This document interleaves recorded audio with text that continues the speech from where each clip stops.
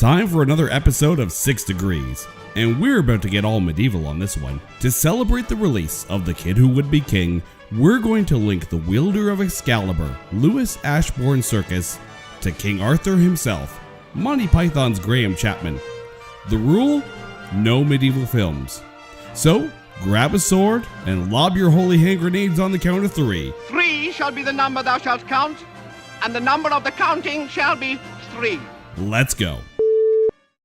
We start by linking Circus to Johnny Depp in Alice Through the Looking Glass. Circus actually gets to play a young Johnny Depp in this one, so the link actually encompasses the same character. Now, if the name Circus rings a bell, you're right, Louis is indeed the son of the king of mocap, Andy Serkis. And in 2018, father and son got to work on the same film, doing voice work in the movie Mowgli, as Baloo and Boot, respectively. Our next step links Johnny Depp to Cheech Marin in Once Upon a Time in Mexico.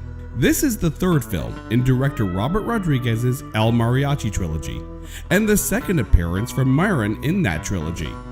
In fact, Marin is one of Rodriguez's go-to actors, as the two have collaborated on 8 feature films together, including the Spy Kids trilogy, From Dusk Till Dawn, Machete, and Planet Terror. Funny thing though, and spoiler warning, in Desperado, Marin's character is actually killed off, so in this movie, he's actually playing someone completely different. And finally, we link Cheech Marin to Graham Chapman in Yellowbeard. So not only do you have both Cheech and Chong in this movie, but you also have some of Chapman's Monty Python brethren, John Cleese and Eric Idle.